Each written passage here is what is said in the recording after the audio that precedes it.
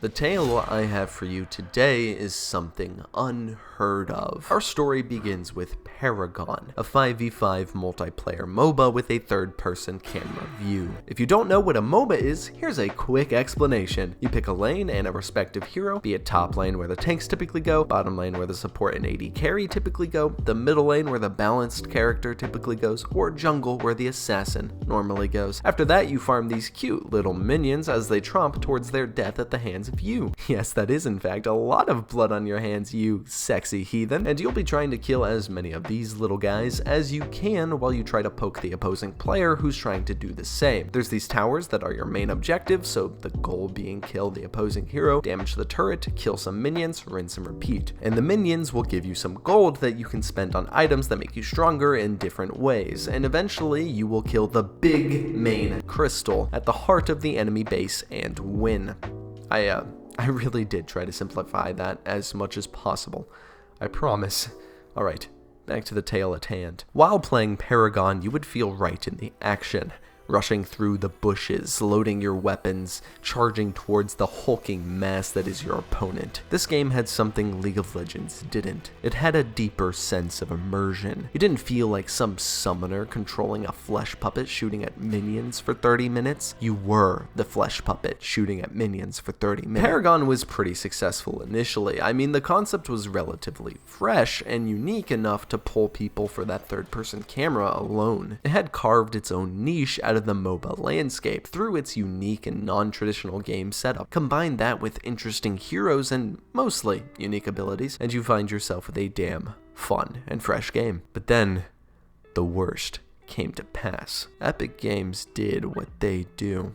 They pushed monetary updates that would lead to a massive pushback from players, introducing a nearly pay-to-win card system and swapping from their large map to a smaller one, cutting the game times from an hour per game to around 30 to 40 minutes a match. While that does sound like a good change, they didn't optimize their heroes for this massive change. It led to some heroes having abilities that were entirely obsolete. I mean, how would you feel if you felt like you had half as many abilities as your opponent? Certainly not good, that's for damn sure. But then, even worse than worst happened.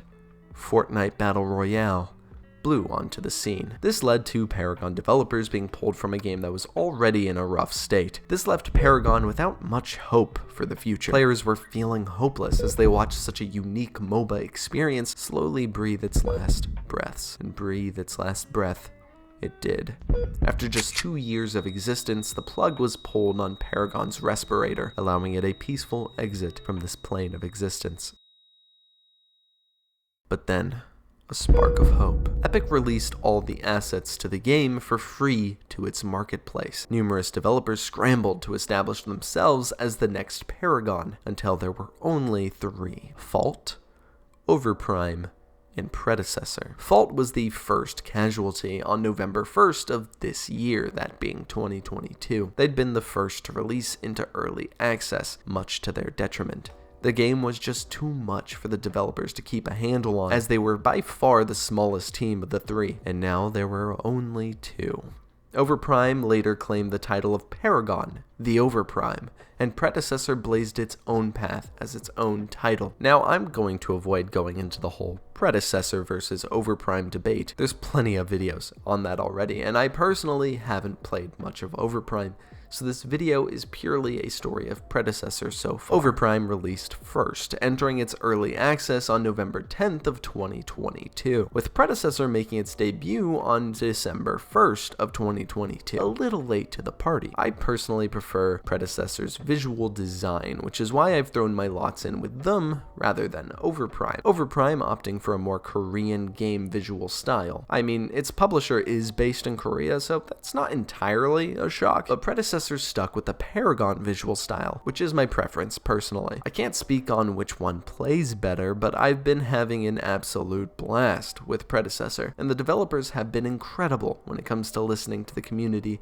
as well as just sharing their plans in general. The visuals are gorgeous, and it runs as smooth as butter 99% of the time. I have had a couple spikes, but that is most likely my ping. you know how it is. They also went with a smaller map to start and changed the pre-established Paragon characters' abilities to fit this change pretty seamlessly. This allows matches to be 15 to 30 minutes, which is nearly unheard of in a MOBA, unless somebody surrenders. League of Legends players, you understand the pain, my poor lads. It also leads to the game feeling breakneck fast, making the fun parts of MOBAs more front and center, that being the team fights. Nothing like the adrenaline of 5 players throwing their whole bdussy into a fight with 5 other players. It's a blast, if you win, that is. Otherwise, it deepens my depression even farther. The developers are giving a lot away as well. If you get your account up to 50 levels, you start earning premium currency for every 10 levels after, this season that is. That's pretty generous, especially in today's market, with most devs being ridiculously stingy about their digital currencies. Not to mention, you get 2 free skins if you get your account level to level 40, which is pretty slick. Altogether, they just seem really grateful to their community and are happy to give back to them. So, yes, I've thrown my lots in with Predecessor. I trust them with my time and money, and if you are planning to do the same, I hope to see you on that battlefield. Hopefully on the same team, because you'd probably kick my ass if not. I'm pretty bad. Anyhow, thank you so very much for watching. I hope you enjoyed this video. Give that like button a nice chimera jump smash if you did. And if you want to see more content with me talking about games and probably complimenting you a lot, because, I mean, look at yourself. You're a fucking hottie. Smickety smack that subscribe button. But most importantly, have an absolutely wonderful day. And don't die. You gorgeous bitch.